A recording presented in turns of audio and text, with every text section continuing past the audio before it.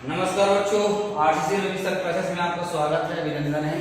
जैसा कि अभी आप लोग देख रहे होंगे बोर्ड में कि ऑर्गेनिक केमिस्ट्री जो होता है एक बहुत बड़ा ब्रांच है केमिस्ट्री में, बहुत बड़ा ब्रांच है, बहुत विशाल ब्रांच है।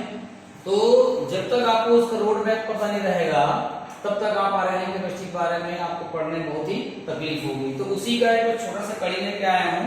आज मैं ऑर्गेनिक केमिस्ट्री का एक क्लासिफिकेशन आपके सामने प्रस्तुत कर रहा हूँ, दिखा रहा हूँ। बोर्ड में लिखा हुआ है, आप देख सकते हैं और समझ सकते हैं। ठीक है, यहाँ पे लिखा हुआ है ऑर्गेनिक केमिस्ट्री। ऑर्गेनिक मतलब होता है ना, आप लोग पढ़े होंगे कार्बन और हाइड्रोजन से बने हुए यौगिकों का वर्णन करना। ठीक है, यहाँ पर लिखा हुआ है ना 11वीं 12वीं और बीएससी की जो मैंने यहाँ पे जो क्लासिफाइड किया है पूरे इसके ब्रांचेस का, कैसे कैसे पढ़ते हैं, कहाँ जाते हैं, कहते हैं ना कैसे होता है, वो 11वीं में 12वीं में और बीएससी में तीनों में काम आएगा। ठीक है, तो यहाँ लिखा हुआ है ऑर्गेनिक केमिस्ट्री और ऑर्गेनिक केमिस्ट्री लिखा हुआ है क्लासिफिकेशन। सबसे पहले हम लोग क्या करते हैं, इसका क्लासिफिकेशन करते हैं। और क्लासिफिकेशन किसका करते हैं हम लोग, हाइड्रोकार्बन करते हैं। हाइड्रोकार्बन का मतलब होता है कार्बन और हाइड्रोजन से बने हुए यौगिक, है ना, इस कंपाउंड इसको बोल सकते हैं।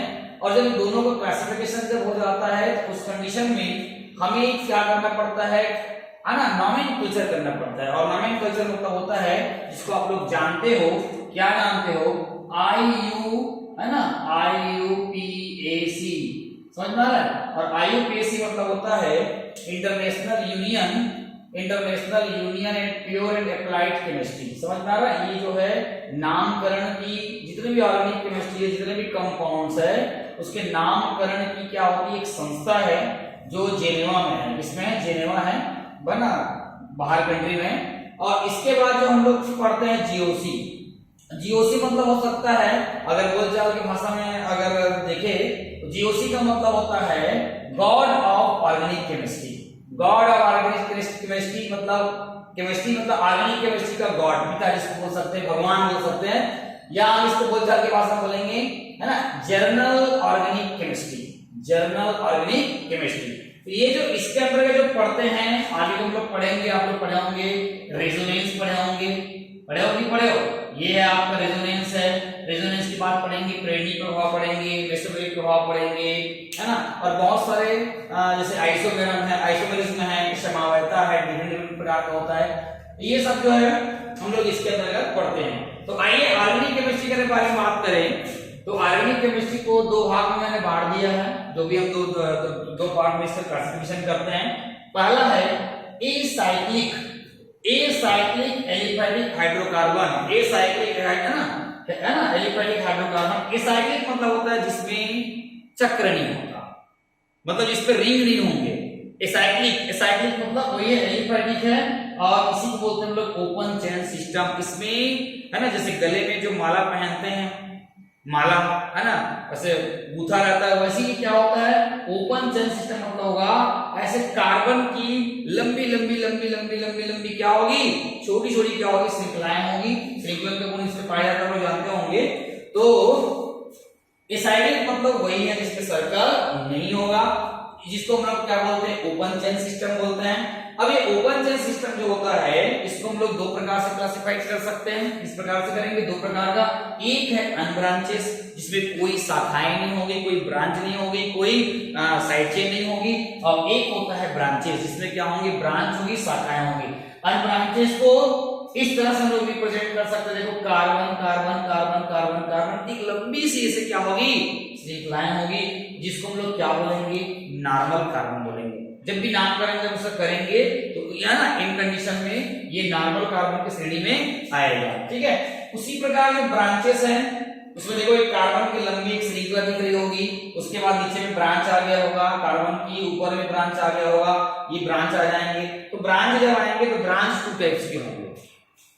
वन टाइप को बोलेंगे हम लोग, वन टाइप को क्या बोलेंगे, आइसोकार्बन।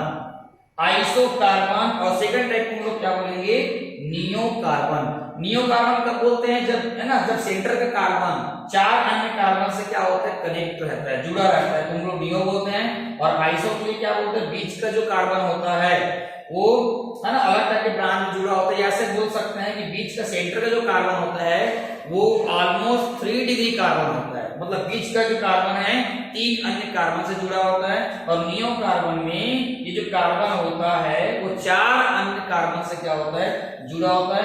यही नियो की क्या है, पहचान है। उसके बाद ये जो एसाइक्लिक हाइड्रोकार्बन जो अपन बता रहे थे ओपन चेन सिस्टम में, इसको दो प्रकार से हम क्लासिफाई कर सकते हैं। पहला है सैचुरेटेड, दूसरा है अनसैचुरेटेड। इसका मतलब होता है संतृप्त और असंतृप्त, है ना। सैचुरेटेड का मतलब होता है संतृप्त, संतृप्त का मतलब होता है ऐसा कार्बन एटम्स जिनकी चारों, है ना, 4 संयोजकताएं होती, फ्री होती है सिंगल सिंगल जो है कार्बन से, है ना। और उसमें आता है कौन, एल्केन। क्या आता है, एल्केन। और एल्केन के फार्मूला होता है CnH2n+2 होता है। उसके बाद देख सकते हो अनसैचुरेटेड लिखा है हाइड्रोकार्बन, इसमें क्या क्या आएगा, एल्कीन, एल्कीन, और क्या आएगा आपका, एल्काइन। ऐसा कार्बन जिसमें कार्बन कार्बन के बीच क्या हो, डबल बॉन्ड हो। और इसमें क्या है, ऐसा कार्बन क्या हो, इसमें कार्बन कार्बन के बीच क्या हो, ट्रिपल बॉन्डेड हो। तो इन केस में एल्केन का जो फार्मूला होता है वो एल्केन का फार्मूला होता है CnH2n+2 होता है, जिसमें कार्बन और कार्बन के बीच क्या होता है, सिंगल बॉन्ड होता है, और इसमें सफिक्स के रूप में हम लोग क्या लगाते हैं, n लगाते हैं। उसी प्रकार एल्काइन का फार्मूला होता है CnH2n होता है, और इसमें कार्बन कार्बन के बीच क्या होता है, डबल बॉन्ड होता है, और है ना, इसमें हम लोग क्या लगाते हैं, इन लगाते हैं, इन का प्रयोग करते हैं सफिक्स के रूप में। और एक होता है एल्काइन CnH2n-2 होता है, और इसमें क्या होता है, कार्बन कार्बन के बीच क्या होता है, ट्रिपल बॉन्डेड होता है। तो ये जितना भी मैंने क्लासिफाइड किया है सारे सारे एसाइक्लिक और एलिफेटिक्स हाइड्रोकार्बन का है। चलिए अब दूसरा देखते हैं हम लोग। सेकंड नंबर में लिखा होगा साइक्लिक और एरोमेटिक हाइड्रोकार्बन बोलते हैं। साइक्लिक मतलब होता है जिसमें क्या होगा, चक्र होगा, सर्कल होगा, रिंग्स होंगे, और ये रिंग जो होता है जनरली क्या होता है, 3 कार्बन और 6 कार्बन से क्या होता है, स्टार्ट होता है। 6 कार्बन के बारे में बात करेंगे, इसमें क्या आ जाएगा, बेंजीन आ जाएगा। आप लोगों को पता है ये बेंजीन रिंग है, और ऊपर में या तो ऊपर में से गोला भी हो सकता है, या ऐसा ना करके हम लोग क्या करेंगे, अल्टरनेट पोजीशन पे क्या होता है, डबल बॉन्डेड होता है ना। ये कॉर्नर आपको दिख रहा है 1 carbon, 2 carbon, 3 carbon, 4 carbon, 5 carbon, 6 carbon. 6 carbon को क्या करता है, रिप्रेजेंट करता है।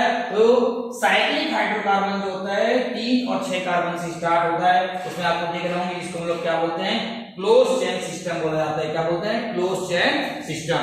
तो उसमें पहला आता है होमोसाइक्लिक, जिसमें एक रिंग होगा, एक चक्र होगा, होमोसाइक्लिक। और एक होता है हेटेरोसाइक्लिक, जिसमें दो बेंजीन रिंग या दो और बहुत सारे अलग अलग प्रकार के रिंग आपस में जुड़ जाएंगे, तो उसको हम लोग क्या बोलेंगे, हेटेरो। होमो मतलब एक हो जाएगा, और हेटेरो मतलब क्या हो जाएगा कि अगर मान लो इसमें एक और रिंग अगर जुड़ गया, इस टाइप का अगर जुड़ गया, ये इस टाइप का अगर जुड़ गया मान लो की बात, वो हेटेरोसाइक्लिक में आ जाएगा, बहुत सारे आ जाएंगे। अब ये जो होता है एरोमेटिक और नॉन एरोमेटिक। एरोमेटिक है, एरोमेटिक के बारे में आगे और बाद में चर्चा करेंगे। एरोमेटिक्स में आएगा एरिन्स। एरिन्स का मतलब होता है बेंजीन, और इसमें हम लोग पढ़ेंगे डेरिवेटिव ऑफ बेंजीन, मतलब बेंजीन के व्युत्पन्न, जैसे बेंजीन, क्लोरोबेंजीन, आयोडोबेंजीन, बेंजल्डिहाइड, है ना, बेंजोइक अम्ल, नाइट्रोबेंजीन, है ना, फ्लोरोबेंजीन।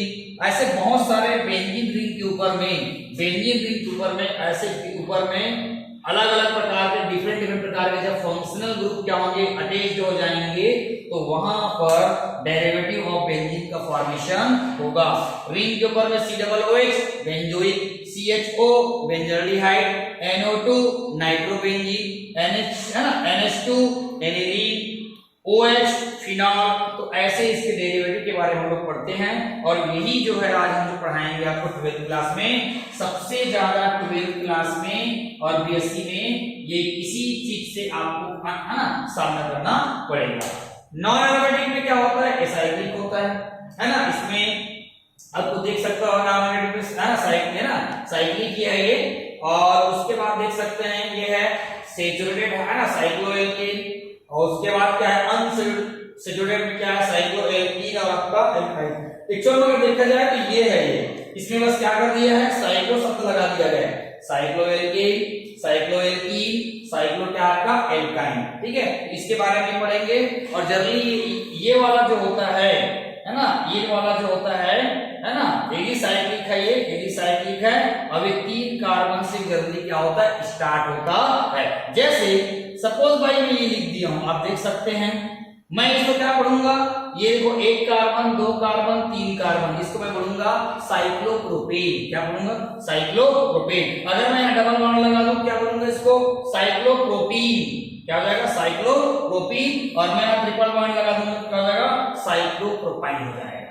तो इसी प्रकार ये बहुत सारे होते हैं, है ना, साइक्लोब्यूटेन, साइक्लोब्यूटीन, साइक्लो, है ना, ब्यूटाइन, ये इसका क्या सीरीज है। उसके बाद आखिर देखिए हेटेरोसाइक्लिक में, है ना, एरोमेटिक है और नॉन एरोमेटिक है। एरोमेटिक बेंजीन जैसा लिखा है, बेंजोनाइट बेंजीन जैसा दिखता है। और उसके बाद लिखा हुआ आपके पास नॉन बेंजोनाइट लिखा है, जो बेंजीन जैसा दिखता नहीं है, दिखता जरूर है बेंजीन, ये बेंजीन है ऐसे मान सकते हैं, लेकिन उसके प्रॉपर्टीज वगैरह जो बेंजीन की जैसे नहीं होता।